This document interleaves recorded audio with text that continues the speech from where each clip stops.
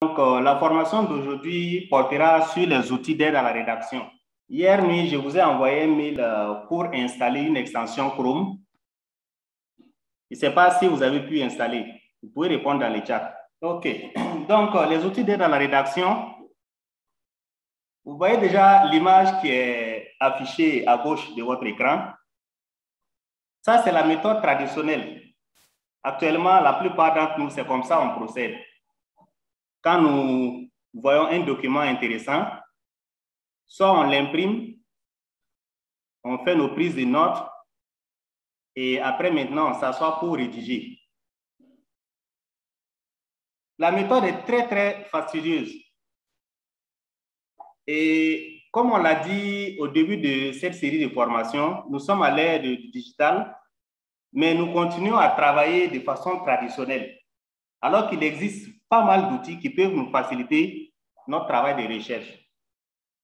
Parmi ces outils pratiques, il y a l'extension Weaver, l'extension Chrome Weaver, qui permet de faire ce travail que nous faisons habituellement là, de façon manuelle. Ça veut dire que nous pouvons prendre des notes sur les documents web en ligne, sur des PDF en ligne, et même sur les PDF stockés sur notre ordinateur. On peut faire des annotations, surligner les parties importantes, organiser ces annotations et puis vraiment faciliter la rédaction de notre document. Pour l'installation, je vous ai envoyé cette partie hier. Donc, il y a les liens, vous suivez seulement les liens.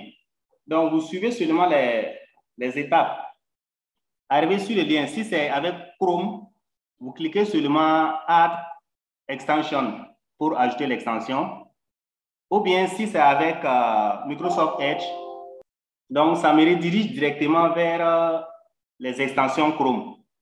Et ici, comme moi je l'ai déjà installé, voilà, à ce niveau-là, vous allez voir Add Chrome Extension et vous cliquez dessus. Je peux même supprimer d'abord et on va suivre ensemble. Voilà. Vous voyez Add to Chrome. Si vous cliquez, ça vous demande d'ajouter l'extension, vous validez et ça va l'ajouter. Ça va tourner un instant. On peut faire de même dans Microsoft Edge. On vient là, on ouvre une fenêtre, on colle le lien, on valide. On nous redirige vers les extensions. Si ce n'était pas installé, on allait avoir la possibilité aussi d'ajouter l'extension. Mais souvent, dans Microsoft Edge, ça vous demande d'abord de donner l'autorisation. En haut ici. Au lieu d'ajouter Chrome là, ça va nous mettre Allow Extension. On clique là-dessus pour donner l'autorisation avant de pouvoir ajouter l'extension. Donc voilà, une fois ajouté, ça s'affiche. Soit ça vient directement ici, et si ça ne s'affiche pas, vous voyez l'engrenage là. Vous cliquez là-dessus, ça c'est l'ensemble des extensions. Et on peut circuler, aller chercher, voilà, surligner Weaver. On épingle ça et ça s'affiche au niveau de notre barre de navigation. On fait de même au niveau de Microsoft Edge. Donc, pour prendre des notes, il va falloir organiser d'abord vos dossiers. Ça veut dire que nous avons la possibilité de créer des dossiers dans Weaver pour stocker nos annotations. Donc, pour créer un dossier, c'est simple. On clique sur l'icône Weaver à droite de notre navigateur. Ça va l'afficher. Et au niveau du menu, nous avons la possibilité de créer, d'ajouter des collections, des dossiers. Donc, pour prendre des notes, il suffit tout simplement de surligner, de sélectionner la partie qui nous intéresse et automatiquement, ça met des couleurs. Ça nous propose des couleurs. Voilà, le dossier est créé. Et vous voyez ici que ça m'avait proposé des couleurs. Rose, orange, jaune, couleur verte, ainsi de suite. On peut même déjà paramétrer ces couleurs en cliquant sur Edit. Là, ça me donne la possibilité de choisir. La couleur rose là va représenter quoi au juste dans mes annotations. Si par exemple, c'est un article scientifique que je suis en train de rédiger, et je peux par exemple, toutes les parties que je vais utiliser dans l'introduction, je peux les surligner en rose. Et ensuite, la couleur qui suit, orange, je vais mettre méthodologie. Ensuite, l'autre couleur, je vais mettre résultat. Et enfin, discussion. Et je valide. Donc, si on revient ici, dans notre document, si je sélectionne seulement, vous voyez que c'est le dossier formation 2 qui est sélectionné ici. Et au niveau des couleurs, est-ce que la partie que je viens de surligner là, je vais l'utiliser ça dans l'introduction ou bien je vais l'utiliser dans la méthodologie, ainsi de suite. Donc, je vais choisir par exemple l'introduction. Je suis mes annotations. Cette partie, par exemple, je vais l'exploiter ça dans la méthodologie. Ensuite, cette partie, je vais mettre ça dans les résultats. Je vais changer de document. Ça, c'est un document PDF en ligne. Je prends, par exemple, ici. Si ça ne s'affiche pas au niveau des PDF, vous cliquez seulement, on actualise la page. Vous voyez que ça va s'afficher au niveau de notre PDF. Je vais surligner maintenant et mettre ça dans la discussion, par exemple, également dans la discussion. Donc, ça, c'est comment faire les annotations. Je vais présenter dans l'ensemble. Après, on va revenir maintenant, étape par étape, pour parcourir ensemble. Donc, si j'ai un document PDF stocké en local, ça veut dire que sur mon ordinateur, il faut d'abord donner l'autorisation.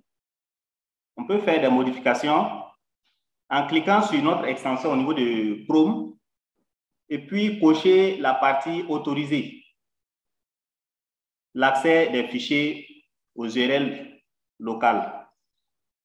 Et après ça, maintenant, on fait un clic droit sur notre document PDF et on l'ouvre avec Chrome. Et là, comment ça fonctionne? Par exemple, je viens là. Voilà un ensemble de documents.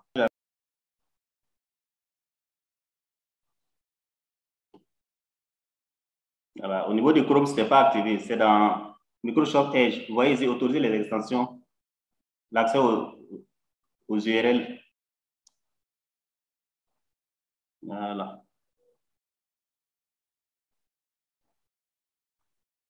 Et on peut faire maintenant nos annotations sur les documents PDF qu'on vient d'ouvrir dans Google. Voilà. On va mettre ça ici. Choisis. Voilà comment on fait les annotations sur des PDF. Et on peut, par exemple, donner l'autorisation à Weaver d'ouvrir automatiquement les PDF. Ça veut dire que dès qu'on va cliquer sur les PDF stockés en local, ça va l'ouvrir directement avec Weaver.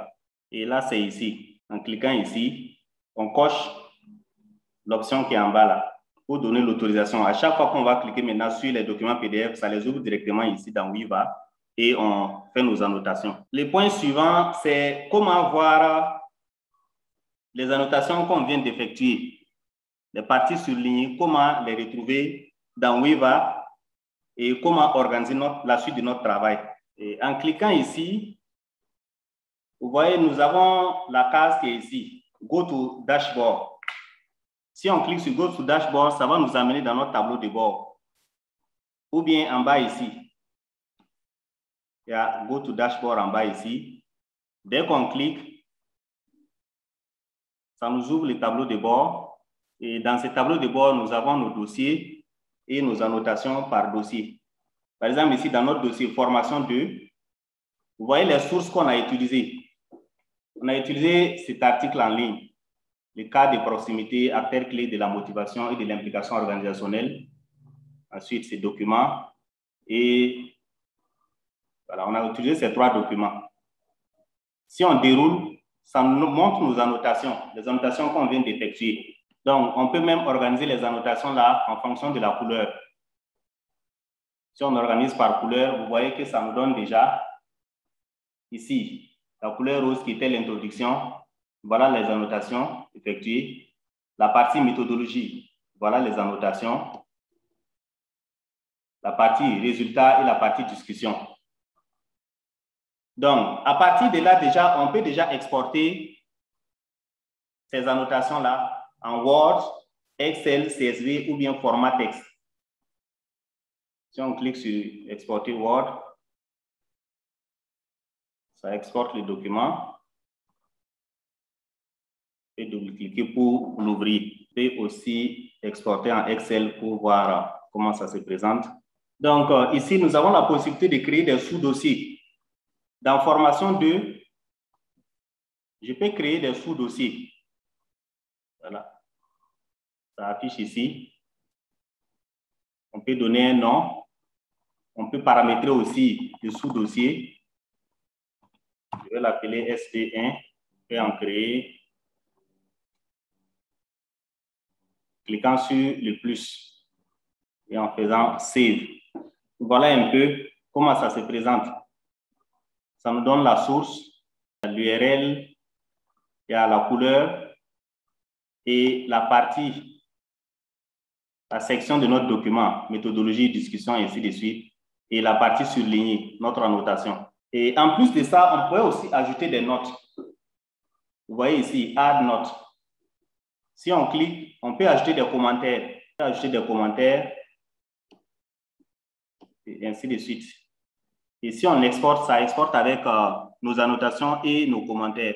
Donc, voilà un peu à quoi ressemblent les prises de notes qu'on vient d'effectuer. Ça met la source, ça donne le titre, la source du document et ça nous donne nos annotations pour chaque document. Ça, déjà, on peut déjà commencer à exploiter. Donc, on peut aussi rester directement dans Weaver, dans notre tableau de bord, pour faire notre rédaction. Ça veut dire que pour rédiger notre document, on n'a pas besoin d'exporter directement les annotations. Là, vous voyez que ce n'est pas structuré comme on le souhaite. Ça les donne document par document, alors que pour faciliter la rédaction, nous, on aimerait par exemple que ça regroupe, par exemple, toutes les prises de notes qui concernent la section introduction, toutes les prises de notes qui concernent la section méthodologie, et ainsi de suite. Donc là, on peut rester directement dans notre tableau de bord pour le faire. Vous regardez en bas ici, il y a Highlight, ça c'est les annotations qu'on vient d'effectuer, et il y a Document. En cliquant sur Document, vous voyez New Document. On a la possibilité de créer un document en donnant le nom ici. Je vais mettre formation 2. Et là, je peux donner le titre. Je mets introduction, méthodologie, résultat, discussion. Et on peut revenir ici sur Highlight pour organiser, pour prendre nos prises de notes là et puis les classer par section. Et là, nous avons la possibilité de filtrer par couleur. Par exemple, c'est l'introduction, je vais renseigner. Je clique sur introduction et je prends. En cliquant sur la prise de notes là, ça peut nous ouvrir même la source pour nous montrer, voilà, la partie qu'on a surlignée. Je vais revenir là. On prend, on met au niveau de l'introduction. Ensuite, pour prendre uniquement ces parties-là. On peut cocher, s'il y a plusieurs parties, on peut les cocher en cliquant sur le V là. Et puis les déplacer. Déplacer, mettre dans méthodologie. Le même résultat, prend, on met dans la section résultat et ainsi de suite. La discussion, je sélectionne tout ce qui est discussion et par cliquer, déplacer, je mets les prises de notes dans la section discussion. Et on a la possibilité de faire toutes les mises en forme qu'on a l'habitude de faire dans Word. Ça veut dire que introduction, par exemple, c'est titre, Titre 1, par exemple. Là, titre 1, et ainsi de suite. On peut sélectionner et puis justifier, changer la police, la taille, et ainsi de suite. Toutes les mises en forme qu'on a l'habitude de faire. Et si on finit maintenant, on clique sur Export to Word. Là, ça exporte notre document. Voilà. Mais vous voyez que cette fois-ci, le document est déjà structuré. Alors que si on exporte directement les notes, les prises de notes, là, ça nous donne avec les sources, voilà, mais ce n'est pas structuré. Il va falloir encore retravailler pour pouvoir structurer notre document. Donc, il y a d'autres actions, en tout cas, d'autres fonctionnalités, comme on vient de le voir, comment faire des recherches, comment filtrer par couleur, et ainsi de suite. Et il y a la possibilité aussi de partager la collection. Mais ça fait partie de l'abonnement premium. Parce que ça, c'est la version gratuite qu'on est en train d'utiliser jusque-là. Si vous voulez faire avoir plus de fonctionnalités, il va falloir prendre un abonnement. Ça ne dépasse pas 4 $ par mois. Vous pouvez souscrire à un abonnement 4 $ par mois. Et en tout cas, vous aurez plus de fonctionnalités. Par exemple, toute cette collection avec les documents, la mise en forme que je viens d'effectuer, je peux venir ici, je clique sur le nom de la collection du dossier et vous voyez partager.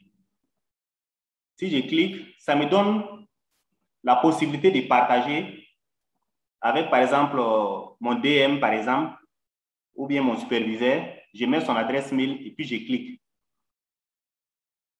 Ça lui envoie. En ce moment, lui va recevoir, si lui aussi l'abonnement premium, il va recevoir ici la notification du partage de ma collection et de mes prises de notes.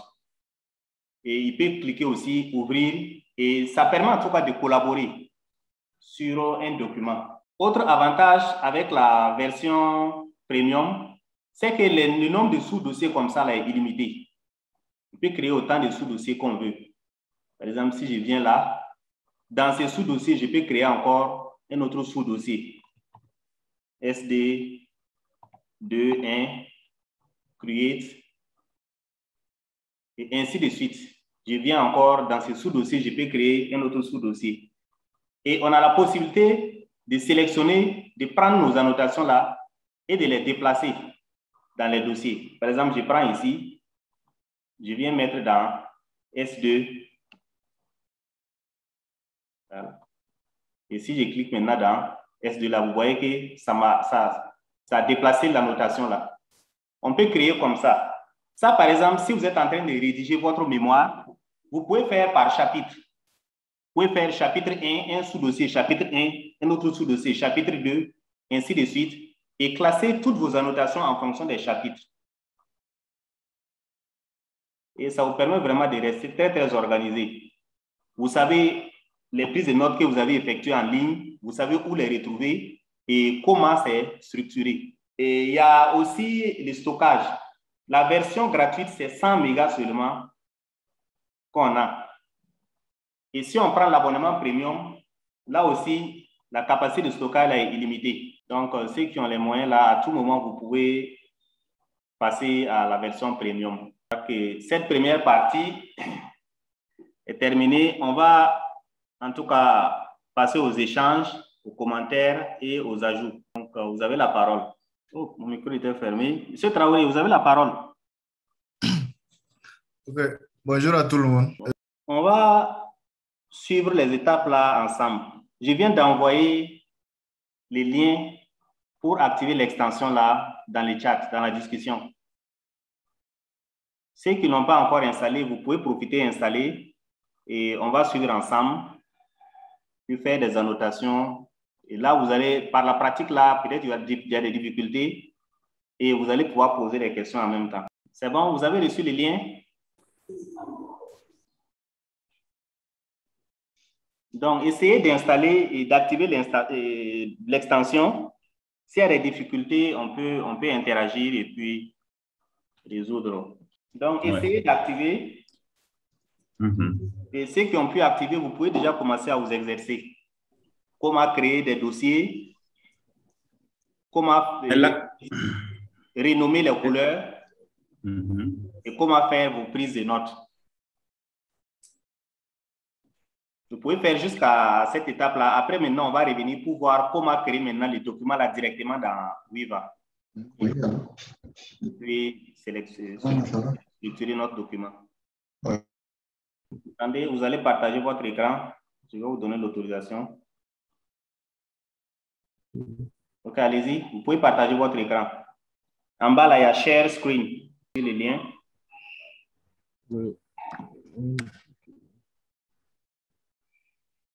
Voilà. Cliquez sur Add to Pro. Et vous attendez. Ajouter l'extension. Oui. Monsieur César, je peux poser une question en attendant Allez-y.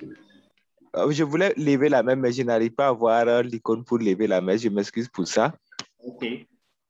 Voilà, en fait, j'ai vu que quand on surligne les textes au début et que c'est exporté de façon brute, il y a les citations. Mais lorsqu'on arrive à les organiser et à les finaliser sur Word, on retrouve le texte sans les citations.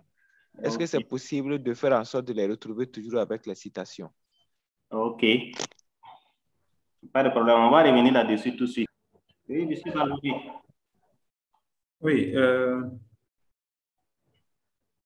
Moi, depuis le premier envoi du lien pour l'installation de Weaver, là, moi, je l'avais installé, mais tout de suite, avant de commencer l'exercice pratique, j'ai essayé de télécharger un document.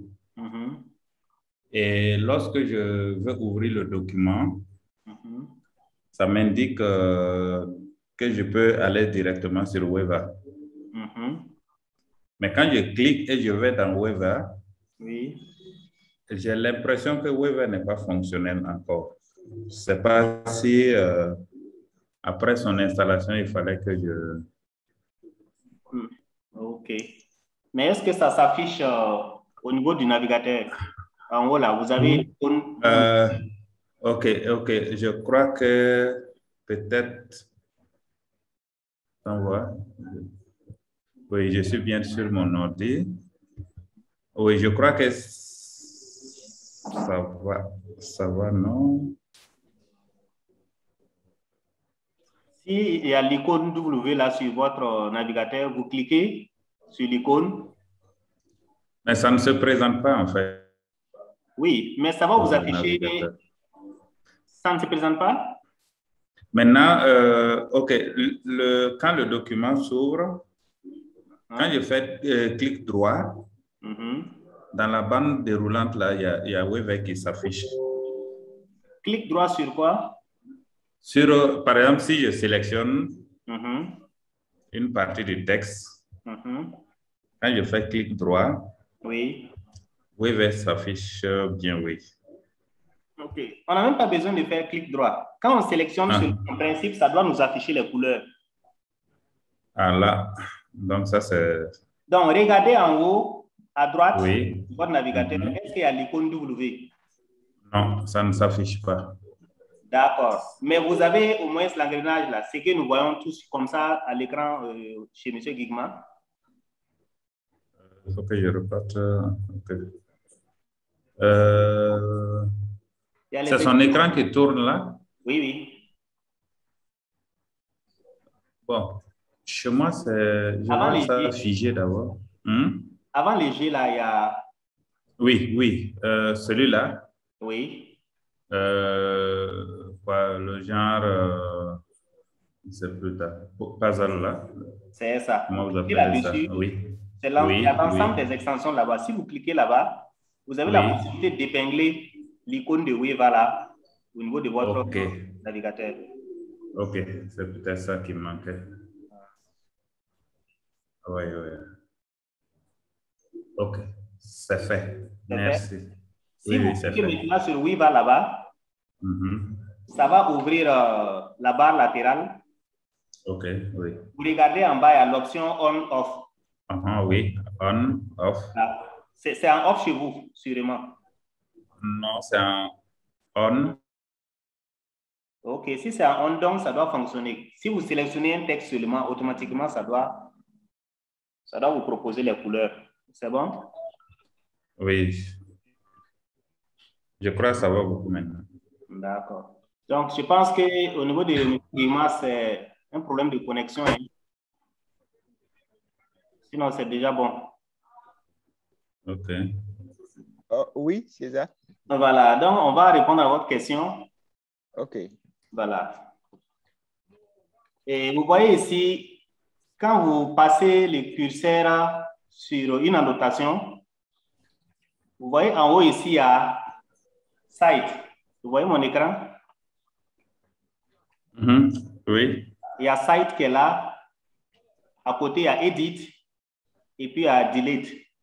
Site là, si vous cliquez là-dessus, ça vous donne la possibilité de citer la source. C'est bon? Mais je trouve que cette option-là est un peu limitée au niveau de Waiva. Ce n'est pas automatique. Par exemple, ici, le nom de l'auteur, c'est à vous de mettre ça manuellement. Et en ce moment, maintenant, ça complète la citation là, en bas ici.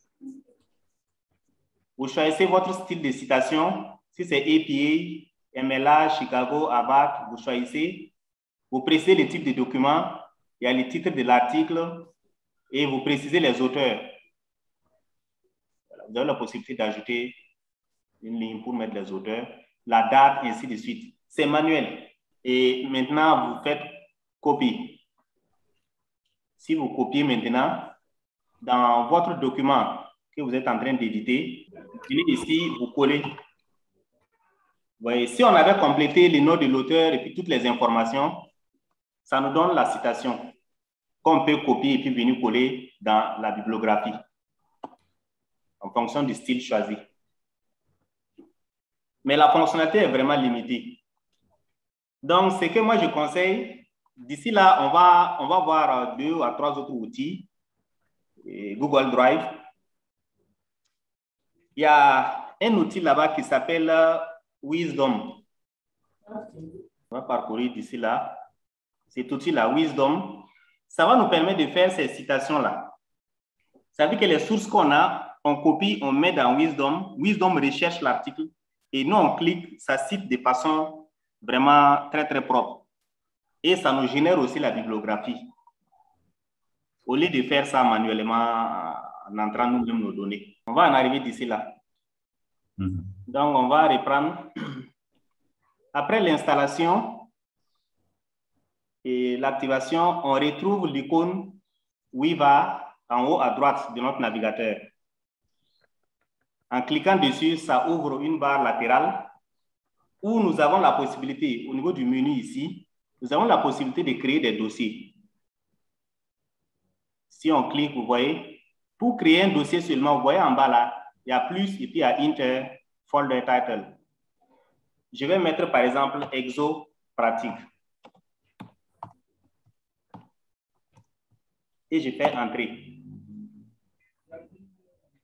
Voilà, le dossier Exo Pratique est créé.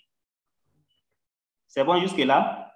Donc, au niveau de Exo Pratique, il y a Edit qui est là, tout juste à côté. Je peux cliquer sur Edit pour nommer mes couleurs. Par exemple, je vais prendre le rose, je vais mettre chapitre 1. Ce qui suit, ça sera pour le chapitre 2. Ensuite, chapitre 3 et chapitre 4. Et je fais Save. C'est bon? Maintenant, voilà, ça c'est sélectionné.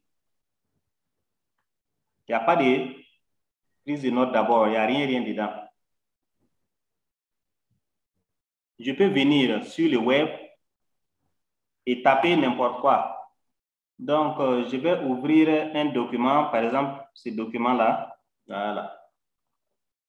En lisant ce document sur le web, je vois que cette partie-là, par exemple, m'intéresse. Je vais mettre ça dans le chapitre 1. Voilà. Dès que vous sélectionnez la partie, ça vous donne directement les options de couleur. Et vous voyez qu'il y a les dossiers en bas là. le dossier de destination là figure en bas. C'est exopratique. Si on n'avait pas déjà renommé la couleur, on pouvait revenir encore ici, au niveau de l'engrenage là, on pouvait cliquer pour renommer les couleurs. Par exemple, ici, je vais mettre ça dans chapitre 1.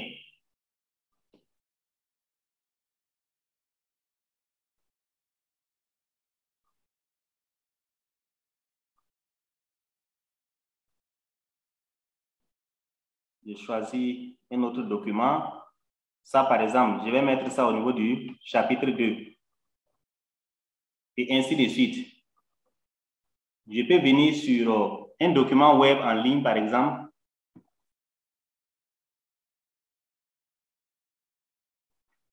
Voilà. Là, je sélectionne cette partie. Je mets ça au niveau du chapitre 3. Je sélectionne jusque-là, toute cette partie m'intéresse. Je dis de mettre ça au niveau du chapitre 2. Là, par exemple, je vais l'exploiter dans le chapitre 1 et ainsi de suite. Et vous voyez, si vous cliquez déjà sur la barre latérale, là, sur l'icône, ça vous montre déjà au niveau de la barre latérale vos prises de notes. Vous voyez les prises de notes qu'on vient d'effectuer en fonction des sources des documents exploités en ligne. Ça, si j'estime que c'est déjà suffisant pour mon travail, je peux partir maintenant au niveau de mon tableau de bord. Pour accéder au tableau de bord, il y a en haut à droite ici, la case qui est là, Go to Dashboard, on peut cliquer. Ou bien, je peux venir en bas ici, c'est toujours la même chose. On clique, ça nous ouvre notre tableau de bord. Donc, voilà nos prises de notes dans les tableaux de bord. On va dire de les afficher. En haut ici, on peut les cacher. Si on clique, on peut dérouler aussi l'ensemble des prises de notes. Donc, à partir de là déjà, vous voyez, on peut créer les citations. Mais comme je l'ai dit, ça, cette fonctionnalité est vraiment très, très basique. C'est très limité. On peut exporter les résultats là, format Word, Excel, CSV, en cliquant ici. Ça exporte déjà mes prises de notes en Word. Et on a la possibilité aussi d'ordonner, de regrouper par couleur. Ici, voilà. Et là, pour le chapitre 1, vous voyez toutes les prises de notes effectuées. Ensuite, pour le chapitre 2, ça regroupe mes prises de notes. Ensuite, le chapitre 3 et le chapitre 4, ainsi de suite. Et on pouvait aussi créer des sous-dossiers ici, dans Exopratique là. Et on a la possibilité aussi de supprimer des dossiers en faisant Edit. En bas ici, il y a l'option de Delete qui est là pour supprimer tous les dossiers, toute la collection. Donc, je vous explique seulement à votre niveau, vous pouvez créer des dossiers et des sous-dossiers. Et par exemple, on pouvait créer des sous-dossiers, chapitre 1, chapitre 2, ainsi de suite. Et par cliquer déplacer, on prend toutes les parties, la sélection concernant le chapitre 1, on clique, on déplace et on part mettre dans le dossier, le sous-dossier chapitre 1, et ainsi de suite. Ça, déjà, ça nous permet d'organiser notre dossier dans Weaver. Et comme je l'ai dit, au lieu d'exporter directement ici, on pouvait rester dans notre tableau de bord et rédiger même notre document. Ça veut dire que je clique en bas à droite ici, il y a Document. On clique, il y a New Document. On clique là-dessus. Vous voyez que nous sommes dans notre dossier Exopratique. Donc, les documents qu'on est en train de créer sera stocké directement là-bas. On clique là-dessus et on donne un nom. Je peux mettre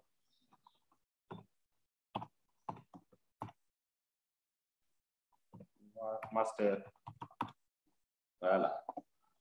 Ça, c'est déjà bon. Et là, je vais mettre par exemple le chapitre 1.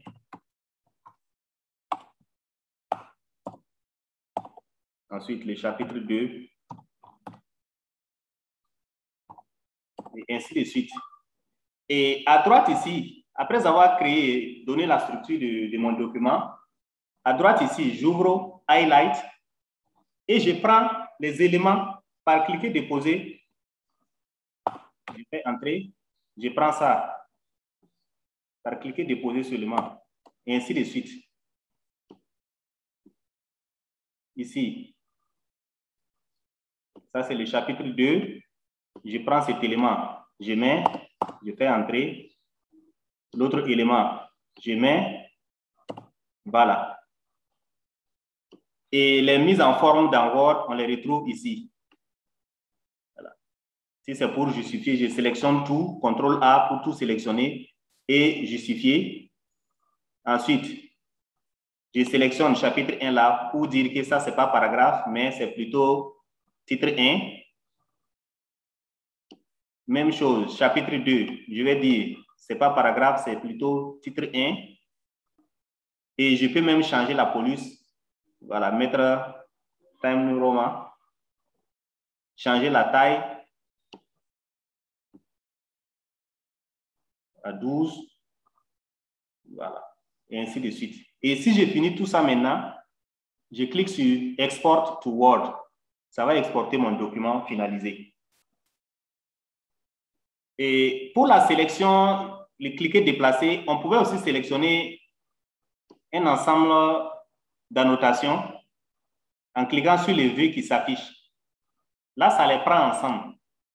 Et on peut cliquer déplacer l'ensemble de la sélection là pour aller plus vite. Donc, voilà. J'exporte mon document. C'est bon, je double-clique pour l'ouvrir. Voilà le début en tout cas, de mon document. C'est bon? On vient de parcourir en tout cas ce qu'on a vu jusque-là. Oui, madame. Oui, bonjour. Oui, bonjour. Merci. Ouais. Je viens de vous rejoindre au moment de l'application en fait, de l'exercice. Maintenant, je voudrais savoir les fichiers lors de la manipulation qui sont téléchargés là. Est-ce qu'on peut les enregistrer sur notre ordinateur? Oui. Vous avez suivi jusque-là les autres modules, hein? Non, pas tous. Ah, OK. Par exemple, la première formation, on avait vu comment enregistrer les documents dans Zotero. Oui. Voilà. On peut déjà cliquer ici. Vous voyez en haut? Oui. Si je suis ici, par exemple, vous voyez là, Save to Zotero. Oui. Oui, oui, oui. Voilà. Vous cliquez là-bas seulement, ça va enregistrer dans Zotero. OK. Voilà. Et là, ça va vous permettre déjà de faire les citations. Puisqu'il y a un dernier module dans cette série-là, nous avons un dernier module sur la mise en forme des documents. OK. Voilà, comment faire les citations en respectant les normes APA et comment structurer vraiment votre document pour vraiment éviter certaines questions lors des soutenances. C'est ça. Voilà, on va revenir maintenant pour terminer la série des outils là avec cette formation là. Ok, merci bien. Oui, merci. Oui, monsieur Cédar. Oui. Vous dites qu'après cet outil, il y a un autre outil aujourd'hui, c'est ça? Oui. Bon. Mais on ne va pas rentrer en profondeur parce que on va pas rentrer en profondeur. Je vous présente parce que ça aborde. On va rentrer en profondeur dans la mise en forme des documents. Ok. Par exemple, comment les outils qui vont vous permettre de faire les citations pour éviter les plagiats. Ok. Les outils même pour paraphraser. Ok. Et les outils même pour vérifier même les plagiats. Il y a des extensions Drive qui vous permettent vous-même déjà de vérifier les taux de plagiat dans votre document. Okay. Ce sont ces trois outils-là, je vais tout juste vous présenter et puis bon, on va suspendre parce qu'il ne faut pas trop abuser aussi de votre temps. Non, ce n'est pas l'abus de temps, OK. Mais c'est la capacité à prendre vraiment à intégrer ces connaissances nouvelles. OK. Et à pouvoir les utiliser. D'accord. Oui, je sais que ça prend beaucoup de votre temps et de... Donc, je disais que bon, on ne sait pas vraiment, c'est que ça génère beaucoup de temps et beaucoup d'énergie. OK. Bon, c'est peut-être là aussi... sinon, du coup, je pense que c'est tellement intéressant que c'est peut-être permettre aux gens de pouvoir s'approprier vraiment étape par étape. OK. Bon, je sais que les gens sont un peu souvent chargés, mais si on avait des feedbacks qui permettaient de savoir, bon, OK, vraiment ce qu'on a appris, on a pu mettre ça en pratique et on a à tel seuil de maîtrise, de pratique, de sorte à pouvoir s'approprier l'autre étape plus facilement. C'est ça. Je ne sais pas l'avis des autres. Je mets ça à discussion. Je ne sais pas trop l'avis des autres. Et c'est pertinent. Et même des demandes. Par exemple, le module à venir, ça sera la mise en forme des documents. Oui. Parce qu'il y a la norme EPA qui est là. C'est ça. Qui est en tout cas utilisée dans la plupart des universités et des écoles. Voilà, comment pouvoir formater les documents là selon ces normes-là. Ça, par exemple, si déjà les gens ont des sollicitations, vous pouvez déjà exprimer vos besoins. On va intégrer ça dans les modules à venir. Voilà. Donc, moi, je mets ça à discussion dans le panel des participants. Il y a le WhatsApp. On peut toujours interagir pour vraiment répondre aux besoins des participants. Je vois qu'il y a M. Bougma et M. Siri qui veut. Oui, Siri.